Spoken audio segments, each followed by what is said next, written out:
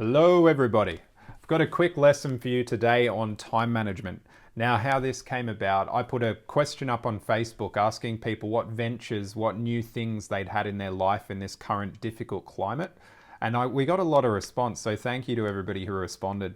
One of the main things that I saw popping up from people who'd started new businesses, started new hobbies, started new things, is that they were struggling with time management. So that's what I'm going to talk about today. I know a fair bit about time management from my days in aviation. Plus, I've done a full load of extra research in the last couple of days to get up to date with some really good tips on how I can help you.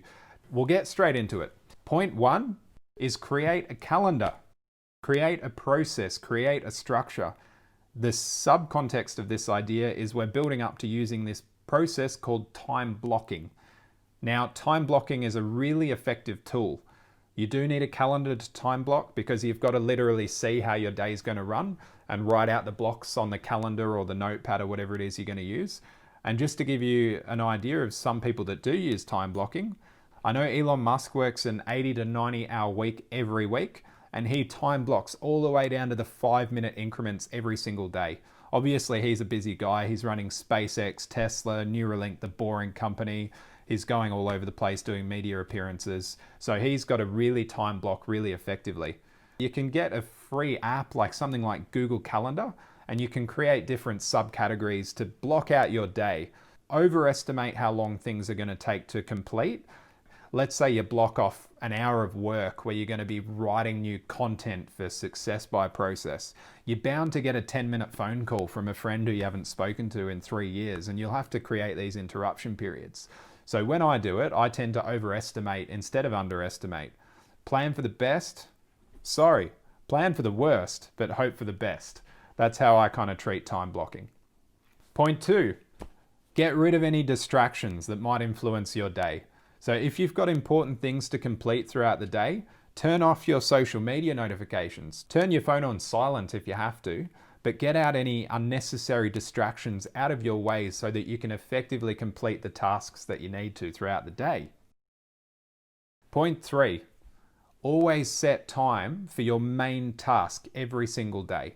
So let's say you've created a new business and you're in the process of designing a new website. Make sure that you structure the website build into every single day so you feel like you're completing your main task.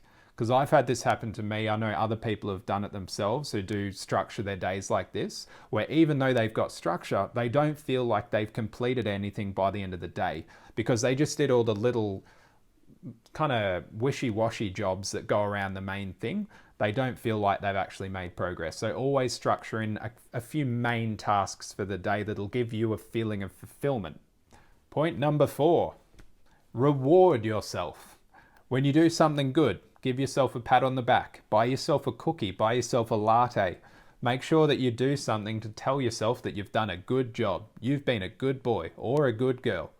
So yeah, reward yourself.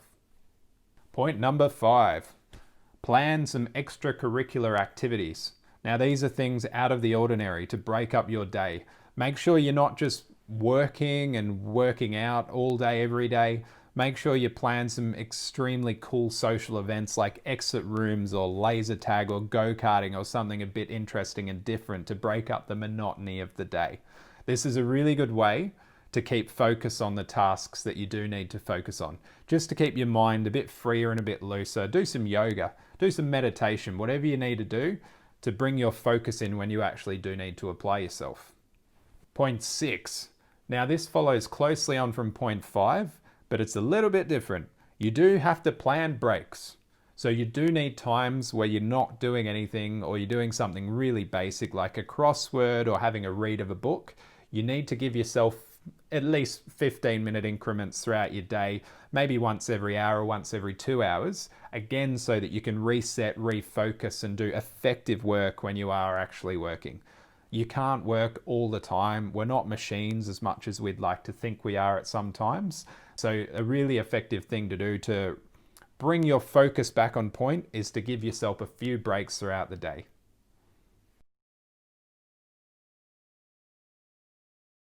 Point 8. If you're doing something, let's say writing content, you need to go for volume first. So smash out as much of the bulk of the content as you can. Do editing separate, because if you start to write content and edit at the same time, you'll get that feeling of not getting anywhere. So yeah, that's a really good tip, is to get your volume out first, do your editing later. Point 9. We cannot multitask very effectively as human beings. So we do have an ability to do it a little bit, but actually it's just divided attention.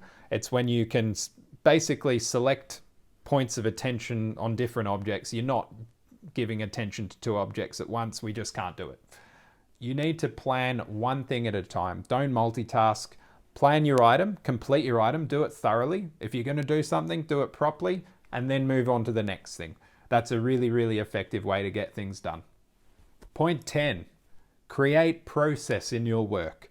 What this means is you need to be writing manuals, creating systems for each job you do throughout the day. So especially if this is work related or exercise related or anything like that, create manuals. So the purpose of this is you want to be able to hand this off to somebody else so that anybody can do it, or to remind yourself of the way you do things. So you create standard operating procedures on different items that you do throughout the day.